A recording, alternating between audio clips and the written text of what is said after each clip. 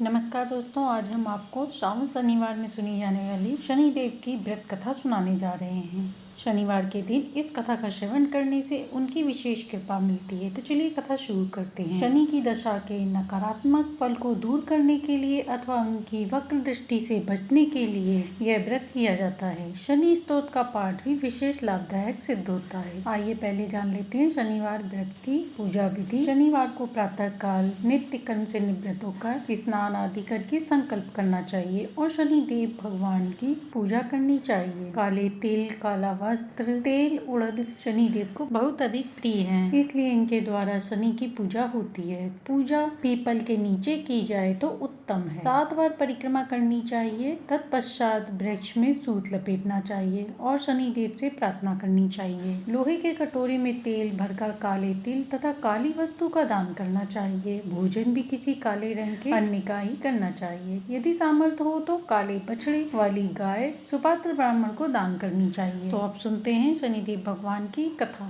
एक बार सूर्य, चंद्रमा, मंगल, बुध, बृहस्पति, शुक्र, शनि और राहु केतु इन 9 ग्रहों में झगड़ा होने लगा कि हम सब बड़ा कौन है। क्योंकि सभी लोग अपने आप को बड़ा समझते थे, उन लोगों में झगड़ा काफी बढ़ गया और किसी फैसले पर नहीं पहुंच सके। तो वे देवराज इंद्र के पास गए और उनके पास जाकर निवेदन किया कि कृपया करके बताएं कि हम सब में बड़ा कौन है। नवग्रहों की लड़ाई को देखकर इंद्र घबरा गए और बोले कि मुझ में इतनी सामर्थ्य नहीं कि मैं किसी को छोटा बड़ा बता सकूं। मैं इस मामले में कुछ नहीं कह सकता। मैं एक उपाय अवश्य बता सकता हूं। इस समय मृत्यु लोक में विक्रमादित्य का राज्य है। वह दूसरों के दुखों को दूर करते हैं, इसलिए तुम्हें उनके पास जाना चाहिए। देवराज इंद्र की बात सुनकर सभी गए महाराज विक्रमादित्य के पास गए और सारा किस्सा उन्हें कह सुनाया। ग्रहों की बात सुनकर महाराज विक्रमादित्य सोचने लगे कि किसको छोटा बताऊं। काफी देर तक विचार करने के पश्चात उन्होंने एक उपाय सोचा। सोना, चांदी, कांसा, पीतल, सीसा, रागा, जस्ता, अभ्रक और लोहा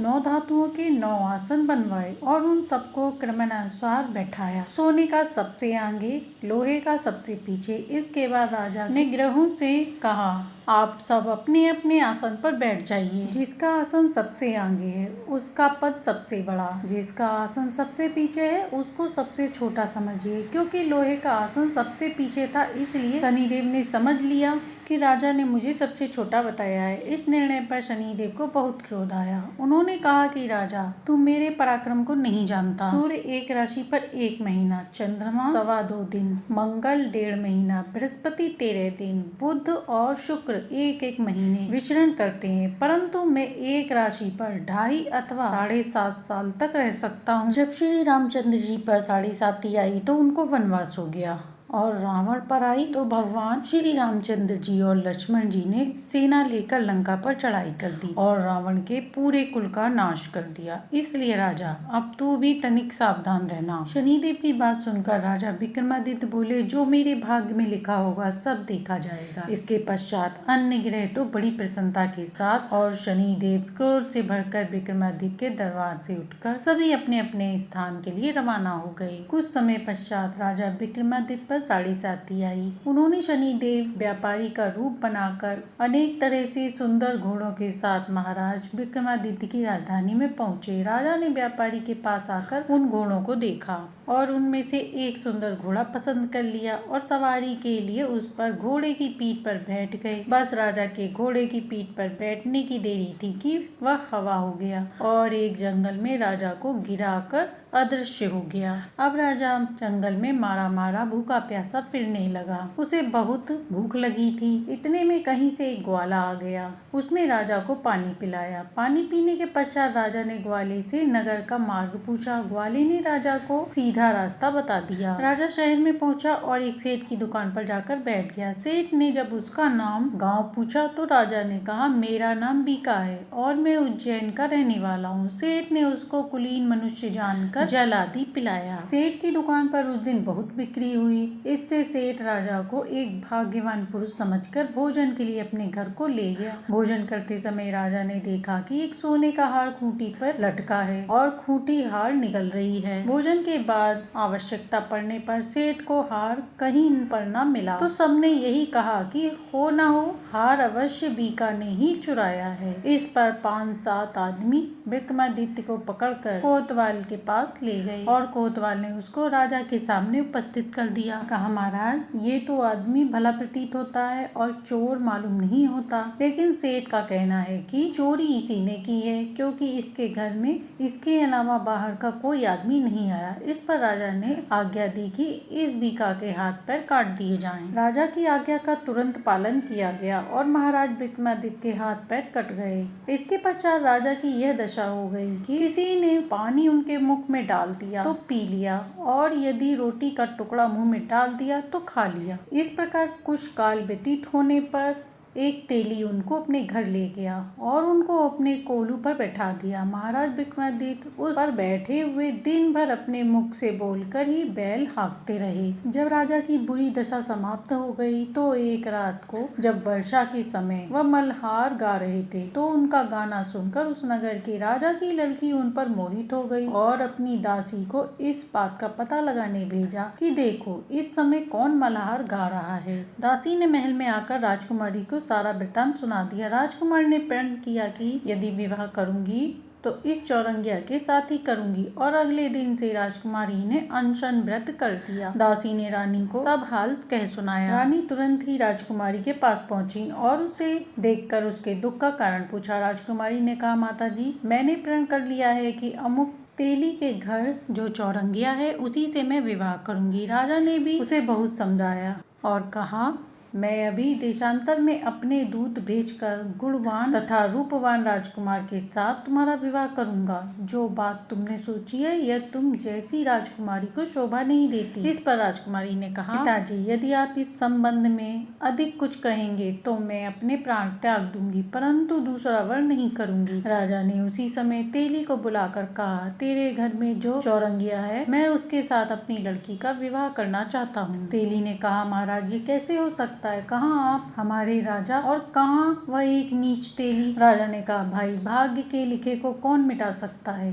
तुम अपने घर जाकर विवाह की तैयारी करो। अब तेली अपने घर जाकर विवाह की तैयारी करने लगा। फिर राजा ने राजकुमारी का विवाह चौरंगिया के साथ कर दिया। रात्रि के समय जब महाराज विक्रमादित्य और मनभावनी महल में सोए थे तो आधी रात के समय शनिदेव ने राजा विक्रमादित्य को स्वप्न में दर्शन देकर कहा, राजन, तुमने मुझे छोटा बताकर कितने दुख उठाए हैं। तब महाराज विक्रमादित्य शनिदेव से अनेक प्रकार से क्षमा याचना की। इस पर शनिदेव प्रसन्न होकर महाराज विक्रमादित्य को हाथ पैर दोबारा दे दिए। विक्रमादित्य ने शनिदेव से कहा, महाराज, मेरी एक प्रार्थना स्वीकार करें कि जैसा दुख आपने मुझे दिया वैसा और किसी को न दीजिए। शनिदेव ने कहा, राजन, तुम्हारी ये प्रार्थना स्वीकार करते हैं। जो मनुष्य मेरी कथा सुनेगा और चींटियों को आटा डालेगा उसके सभी मनोरथ पूर्ण होंगे। इतना कहकर शनिदेव अंतर ध्यान हो गए। प्रातः काल जब राजकुमारी मनभावनी की आंखें खुली और महाराज विक्रमादित्य को हाथ पैर देखे तो वह आश्चर्यचकित हो गई। उसको चकित देखकर राजा ने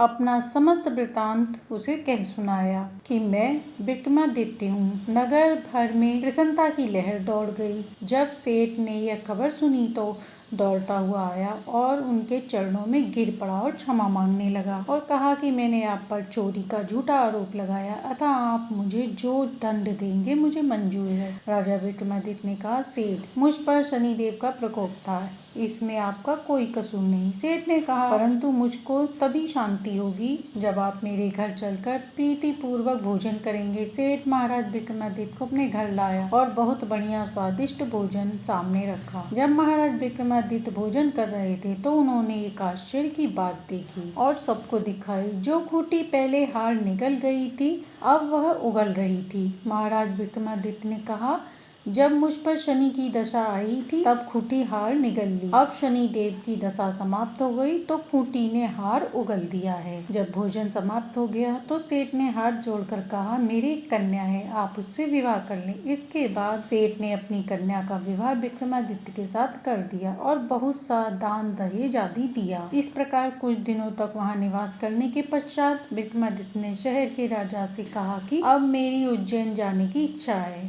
फिर कुछ दिनों के बाद विदा लेकर राजकुमारी मनभावनी और सेठ की कन्या श्री कंवरी तथा दोनों जगह के दान दहेज में अनेक प्रकार दास दासी रथ और पालकियां सहित विक्रमादित्य उज्जैन की तरफ चले। जब शहर के निकट पहुंचे प्रवासियों ने राजा के आने का समाचार सुना तो समस्त उज्जैन की प्रजा राजा के दर्शन के लिए आई। तब बड़ी प्रसन्नता से राजा अपने महल में पधारे। सारे शहर में बहुत बड़ा महोत्सव मनाया गया और रात्रि को दीपमाला की गई। दूसरे दिन राजा ने शहर में ये सूचना करवाई कि शनिदेव सब ग्रहों में सर्वोपरि हैं। जो कोई शनिदेव की कथा पढ़ता है, कहता है, सुनता है, उसके सब दुख दूर होते हैं। तो प्रेम से बोलिए शनिदेव महाराज की जय। अब सुनते हैं दूसरी कथा।